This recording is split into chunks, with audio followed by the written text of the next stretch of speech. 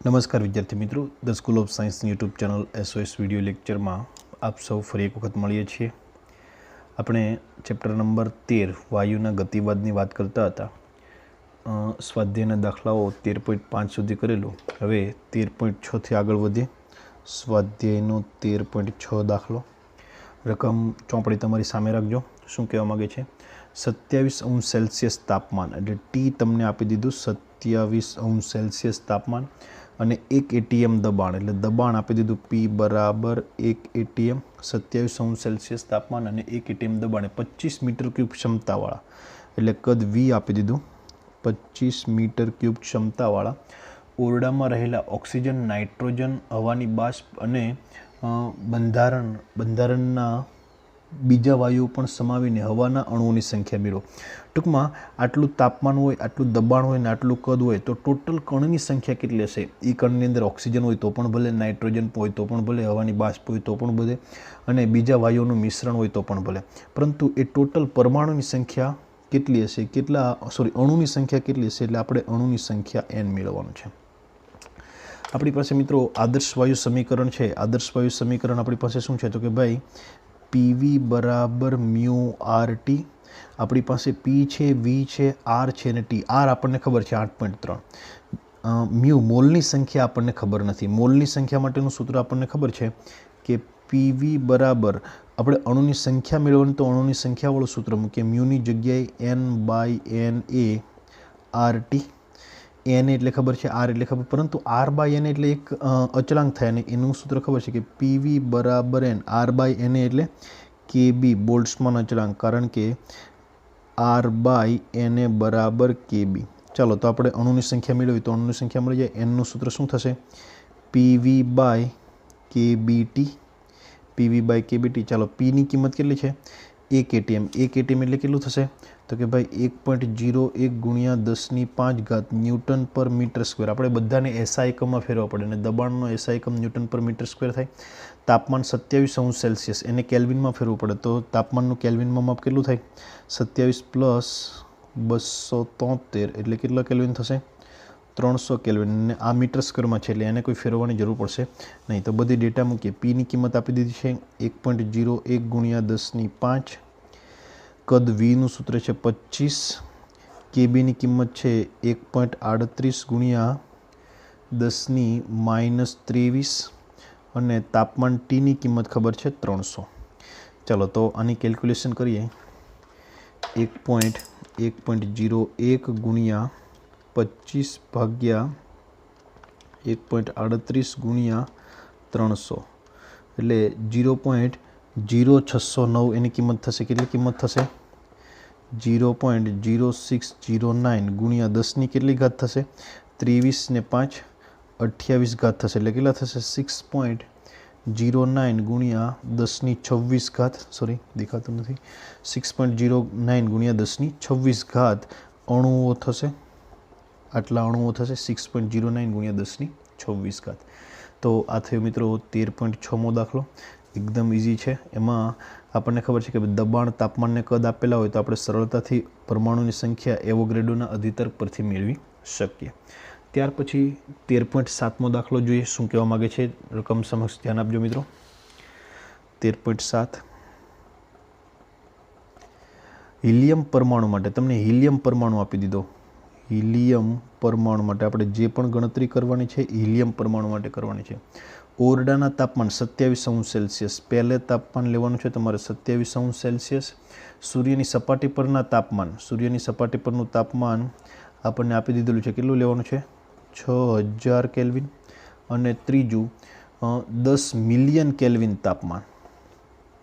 10 million kelvin તાપમાન. 10 million kelvin તાપમાન એટલે કેટલું થાય? તો કે ભાઈ 10 મિલિયન કેલ્વિન એટલે 10⁷ કેલ્વિન થશે. મિલિયન એટલે 10 લાખ. મિલિયન એટલે 10 લાખ. તો 10 મિલિયન એટલે કેટલા થશે? 1 કરોડ. એટલે 10⁷ કેલ્વિન. યાદ રાખજો, મિલિયન એટલે 10 લાખ. 10 મિલિયન એટલે 10 ગુણ્યા 10 લાખ એટલે 100 લાખ એટલે 1 કરોડ થશે અથવા તો 10⁷ કેલ્વિન થશે. આટલા કેલ્વિન તાપમાને સરેરાશ ઉષ્મીય ઉર્જા ગણવાની છે. સરેરાશ ઉષ્મીય ऊर्जा गणवानी है हीलियम परमाणु माटे छे। कोना माटे छे? हीलियम परमाणु माटे। तो हीलियम परमाणु छे ए एक परमाणुीय थशे। एक परमाणुीय थशे। हीलियम परमाणु केवो थशे? हीलियम परमाणुनी वात छे तो ए परमाणु एक परमाणुीय थाय। एक परमाणुीय होय तो सरेराश उष्मीय ऊर्जानुं सूत्र शुं? उष्मीय ऊर्जा बराबर 3/2 kBT। एक परमाणु होय तेने 3 मुक्त तनांश होय। 3 कया होय? रेखीय गतिना एक्स वाय अने जेड अक्षनी दिशामांना एना मुक्त तनांश होय। तो रेखीय गतिने अनुलक्षीने एना मुक्त तनांशो 3 थाय तो ऊर्जा केटली थशे? 3/2 kBT। चलो पहला केस माटे 27°C तापमान। आ सेल्सियस नहीं चाले ने केल्विन में फेरवू पड़े एटले 27 + 273 एटले केटला थशे? 300 केल्विन। तो एना माटे सरेराश उष्मीय ऊर्जा केटली थशे? पहला केस माटे 27°C एटले के 300 केल्विन तापमाने उष्मीय ऊर्जा केटली थशे?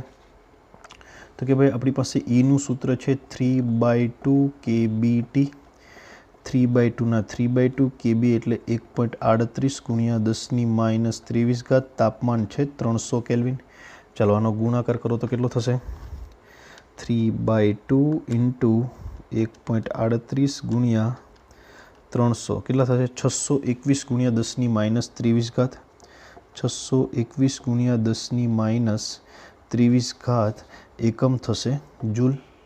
कयो एकम थशे? जूल। 621 × 10⁻23।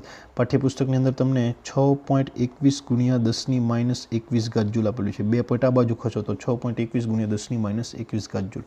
चलो त्यार पछी 6000 केल्विन ने पछी 10⁷ केल्विन। तो बीजो केस 6000 केल्विन सूर्यनी सपाटी परना तापमान माटे गणी नाखीए। ई बराबर केटला तापमान माटे? 6000 केल्विन।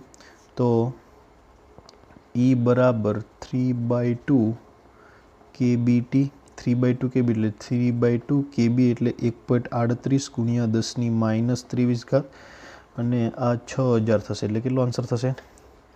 કેલ્ક્યુલેશન કરી જોઈએ। 3/2 એટલે 1.5 × 1.38 × 6000 એટલે 12420 થશે। 12420 × 10⁻23 -23 -22 -21 -20 -19 એટલે 1.24 × 10⁻19 जूल आ बीजो आंसर थशे। एवी ज रीते त्रीजो आंसर करिए। 10 मिलियन माटे 10 मिलियन केल्विन होय। 10 मिलियन केल्विन एटले 10⁷ केल्विन। याद राखजो 10 मिलियन एटले 10 लाख। एवा 10 मिलियन एटले 10 × 10 लाख एटले 10⁷ केल्विन थशे। तो एना माटे E = 3/2 kBT। 3/2 kB एटले 1.38 × 10⁻23। T एटले तापमान 10⁷। 1.5 × 1.38 आंसर थशे 2.07। 2.07 × 10⁻23 + 7 एटले -16 थशे। -16 जूल एकम में थशे। तो आपने जुदा जुदा तापमाने हीलियम परमाणु माटे सूर्य परना तापमान 10 मिलियन तापमान और 27°C तापमान एनी ऊर्जा मिले। ने ए ऊर्जा तापमान वधे तो दरेक वखते वधी छे आपने अहींया जोवा मळ्युं। चलो त्यार पछी स्वाध्यायनो नेक्स्ट दाखलो जोईए अने ए दाखला नंबर छे 13.8। रकम तमारी समक्ष हशे। समान क्षमताना 3 वायु पात्रोमां वायु समान तापमान अने दबाण रहेला छे। समान क्षमता छे एटले एक पात्र आवुं छे, बीजुं पात्र एना जेवुं ज छे। समान क्षमता कीधी। क्षमता कीधी पात्रनी क्षमता रकममां आपी दीधुं छे। पात्रनी क्षमता बधामां केवी छे? समान छे। बीजुं तापमान पण केवा छे? बंने पात्रमां तापमान पण समान छे અને બીજું શું આપેલું છે? દબાણ પણ સમાન છે। બંને પાત્રના દબાણ પણ સમાન છે। એટલે ટૂંકમાં આનું કદ V1 દબાણ P1 ને તાપમાન T1 હોય, એવી જ રીતે આનું કદ V2 દબાણ P2 અને તાપમાન T2 હોય તો શું થાય? V1 બરાબર V2, P1 બરાબર P2, T1 બરાબર T2। PV અને T બધા કેવા છે? સમાન છે। પહેલું પાત્ર નિયોનથી ભરેલું છે। પહેલું પાત્ર શાનાથી ભરેલું છે? નિયોનથી ભરેલું છે। અને બીજું પાત્ર ક્લોરીનથી ભરેલું છે। આ પાત્ર ક્લોરીનથી ભરેલું છે અને ત્રીજું પાત્ર 3 પાત્રો છે, સોરી હજી એક પાત્ર વધારવાનું છે મિત્રો, 3 પાત્ર છે. ત્રીજું પાત્ર છે એને આપણે P3V3T3 બધાની ક્ષમતા સમાન છે મિત્રો, 3 પાત્ર છે. ત્રીજું પાત્ર યુરેનિયમ હેક્ઝાફ્લોરાઇડ એટલે UF6 થી ભરેલું છે. બધાના કદ સમાન, બધાના દબાણ સમાન. V1 બરાબર V2 બરાબર V3, P1 બરાબર P2 બરાબર P3, T1 બરાબર T2 બરાબર T3. બધાના કદ સમાન, બધાના દબાણ સમાન, બધાના તાપમાન સમાન. શું દરેક પાત્રમાં તદનુરૂપ સમાન સંખ્યાના અણુઓ છે? એટલે કે આ પાત્રની અંદર જેટલા UF6ના અણુ છે એટલા જ આ પાત્રની અંદર નિયોનના અણુ છે, એટલા જ આ પાત્ર ક્લોરિનના અણુ છે. તો કે ભાઈ એવોગ્રેડોએ શું કીધું? એવોગ્રેડોએ એવું કીધું કે ભાઈ કદ, દબાણ અને તાપમાન આ 3 વસ્તુ સમાન હોય તો અણુ ગમે તે હોય, અણુની સંખ્યા હંમેશા કેવી થશે? સમાન જ થાય. એની અંદર ઓક્સિજન ભરેલો હોય તો પણ ભલે, હિલિયમ ભરેલો હોય તો પણ ભલે, સામાન્ય વાયુ ભરેલો હોય તો પણ ભલે, એની અંદર અણુની સંખ્યા કેવી હશે? સમાન. પણ શું હોવું જોઈએ? બધાના કદ સમાન હોવા જોઈએ, જે અહીંયા છે. બધાના દબાણ સમાન હોવા જોઈએ, જે અહીંયા છે. ને બધાના તાપમાન સમાન હોવા જોઈએ. તો આ 3 સમાન હોય તો જ આ એવોગ્રેડોનો અધિતર્ક, આને એવોગ્રેડોનો અધિતર્ક કહેવામાં આવે છે મિત્રો. આપણે સ્કૂલે આવ્યા ત્યારે મિત્રો આ તમને એવોગ્રેડોનો અધિતર્ક કરાવેલો કે ભાઈ દબાણ, તાપમાન ને કદ સમાન હોય તો અણુની સંખ્યા હંમેશા કેવી હશે? સમાન. એટલે પહેલા પ્રશ્નના જવાબમાં શું આવશે? તો કે ભાઈ હા, તદરૂપ જે તે પાત્રમાં UF6ના 1000 અણુ છે તો નિયોનમાં 1000 અણુ છે અને ક્લોરિનમાં 1000 અણુ છે. બધામાં અણુની સંખ્યા કેવી હશે? સમાન. બીજો પ્રશ્ન એમાં એવો છે કે શું આ કિસ્સામાં સરેરાશ વર્ગિત ઝડપનું વર્ગમૂળ સમાન હશે? VRMS શું હશે? VRMS તો કે ભાઈ VRMSનું સૂત્ર યાદ કરો તમે. VRMSનું સૂત્ર થશે √3kBT/m અથવા તો √3p/ρ અથવા તો √3RT/m0. તો આપણે કદ સમાન, દબાણ સમાન ને તાપમાન સમાન, તો શું અલગ શું હોઈ શકે? તો કે ભાઈ m અલગ હોઈ શકે, ρ અલગ હોઈ શકે, m0 અલગ હોઈ શકે. આપણે m0ની વાત કરીએ, આ સૂત્રને ઉઠાવીએ તો VRMS શું થાય? VRMS વ્યસ્ત પ્રમાણ √m0 થાય. વ્યસ્ત પ્રમાણ કેમ કે 3kBT સમાન હશે, 3p સમાન હશે, 3RT સમાન હશે, બધાના છેદ. તો કે ભાઈ જેનું m0 વધારે છે એની VRMS કેવી હશે? ઓછી. તો આપણો પ્રશ્ન, તો કયા વિસ્તારમાં VRMS મહત્તમ હશે?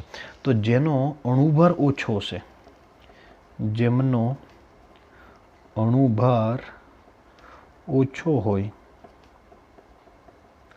તેમની VRMS કેવી હશે? મહત્તમ હશે. તેમની સરેરાશ વર્ગિત ઝડપનું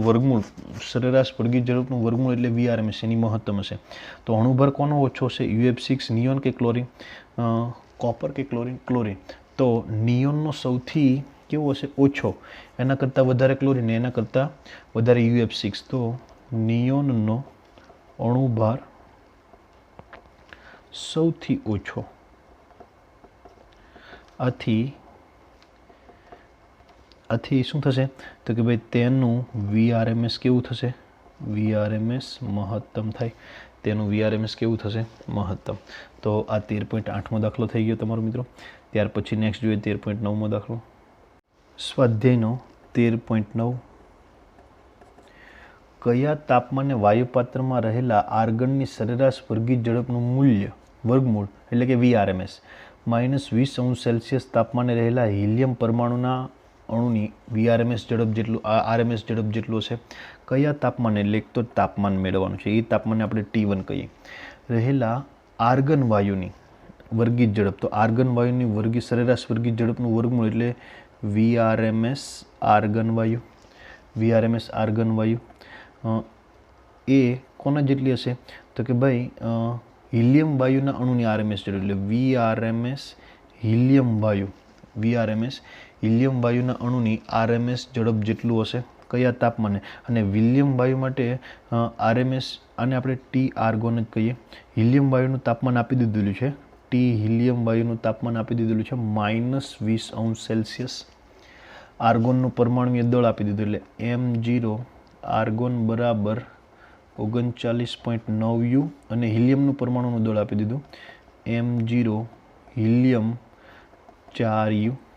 બરાબર રકમ સમજી લો ફરીથી એક વખત કે કયા તાપમાને આર્ગન એટલે કે આર્ગન વાયુનું તાપમાન કેટલું હશે કે જેથી એની સરેરાશ વર્ગીત ઝડપનું વર્ગમૂળ એટલે કે VRMS એ હિલિયમ વાયુ કે જેનું તાપમાન -20°C છે એની VRMS જેટલું થાય ચાલો તો અહીંયા આપણને હિલિયમનું તાપમાન જે આપેલું છે -20°C નહીં ચાલે, આપણે કેલ્વિનમાં જ ગણવું પડશે એટલે -20 + 273 કરીએ તો આન્સર આવશે 253 કેલ્વિનની અંદર.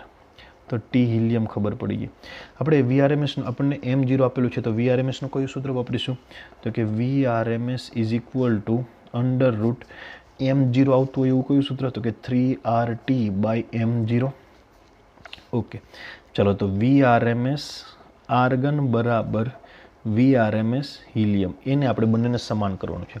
આર્ગન માટે આ સૂત્ર લખવું હોય તો શું લખાય તો કે ભાઈ 3 બધામાં સમાન, R બધામાં સમાન, પણ તાપમાન અલગ અલગ છે એટલે T આર્ગન અને M0 આર્ગન થશે. એવી જ રીતે હિલિયમ માટે લખવું હોય તો શું લખી શકાય 3RT T હિલિયમ માટે અને M0 કોના માટે હિલિયમ માટે. ચાલો તો બંને બાજુ 3R ઉડી જશે, બંને બાજુ વર્ગમૂળ ઉડી જશે તો શું આવશે તો કે T આર્ગનના છેદમાં M0 આર્ગન બરાબર T હિલિયમના છેદમાં M0 હિલિયમ.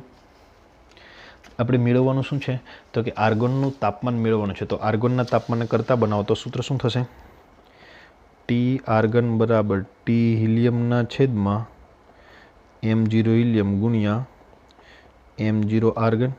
T હિલિયમ કેટલું થશે -20, જેને આપણે કેલ્વિનમાં લખવું હોય તો 253. M0 હિલિયમ કેટલું 4U થશે 4U. M0 argon 39.9U. U cancel, 4 approximately 10 લખી શકાય એટલે કેટલું તાપમાન થશે 2530 કેલ્વિન તાપમાન હશે. કોનું આર્ગન વાયુનું તાપમાન 2530 કેલ્વિન હોય અને હિલિયમનું હિલિયમનું 253 કેલ્વિન હોય તો બંનેની RMS ઝડપ કેવી થશે સમાન થશે. કેમ બંનેની અલગ અલગ તો કે ભાઈ તાપમાન અલગ અલગ તો અણુભાર પણ અલગ અલગ છે. તો અણુભાર અલગ અલગ હોવાને કારણે આર્ગન વાયુનું તાપમાન 2530 કેલ્વિન હોય અને એને હિલિયમ સાથે સરખામણી કરીએ તો હિલિયમનું કેટલું હોય 253 હોય તો એ બંનેની RMS ઝડપ એટલે કે સરેરાશ વર્ગીત ઝડપનું વર્ગમૂળ કેવું હશે સમાન હશે. પાઠ્યપુસ્તકની અંદર અહીંયા અને આવી રીતે લખેલું છે 2.530 × 10³ કેલ્વિન તો એ પણ ચાલે. તો આજનો વિડીયો લેક્ચર મિત્ર અહીંયા સુધી રાખીએ છીએ. કાલે આગળના દાખલા સાથે ફરી મળીશું. ધન્યવાદ.